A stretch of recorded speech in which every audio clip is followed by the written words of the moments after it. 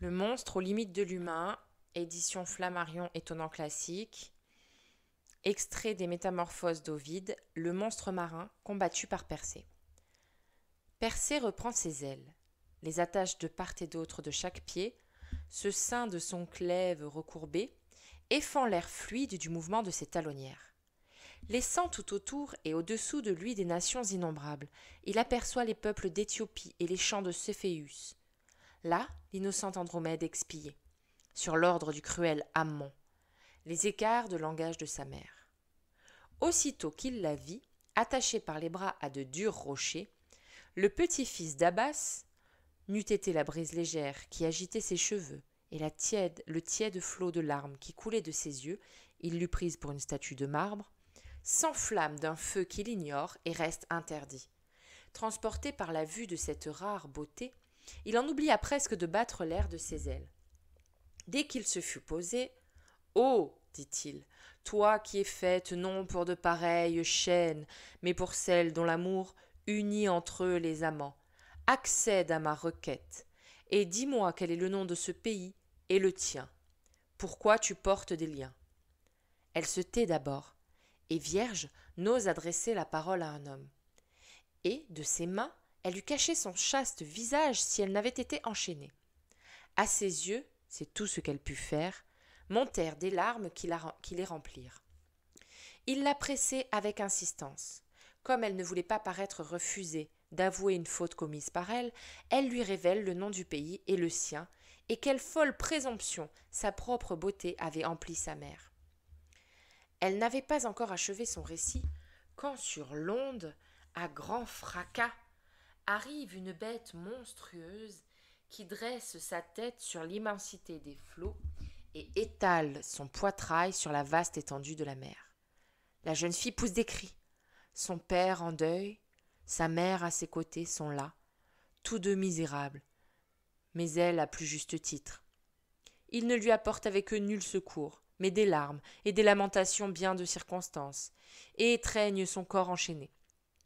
Alors l'étranger parle en ces termes. Vous pourrez à loisir longuement pleurer votre fille. Pour lui porter secours, il ne reste qu'un court instant.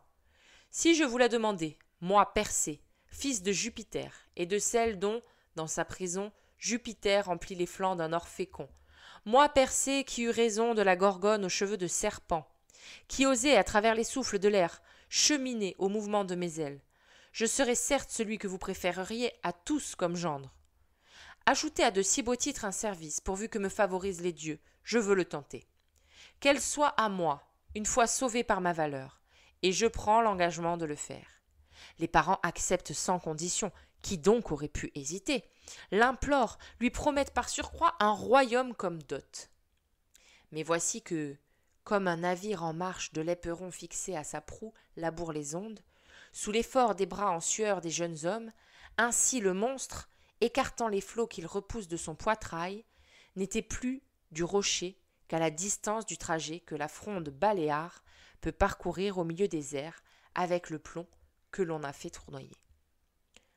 Alors, soudain, le jeune héros, ayant du pied repoussé la terre, monta droit dans les nues.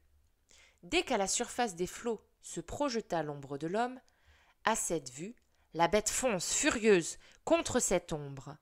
Et de même que l'oiseau de Jupiter, lorsqu'il a dans un champ nu aperçu un serpent qui chauffe aux rayons de Phébus son dos livide, le saisit par derrière, et pour qu'il ne retourne pas sa gueule venimeuse, plante dans le cou écailleux ses serres avides.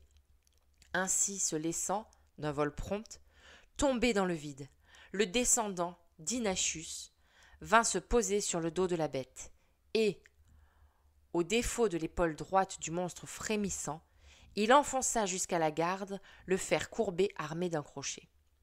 Gravement blessé, l'animal tantôt se dresse debout dans les airs, tantôt plonge sous les eaux, tantôt se tourne et retourne comme un sanglier féroce, terrifié par la meute des chiens aux sonores abois qui l'encerclent.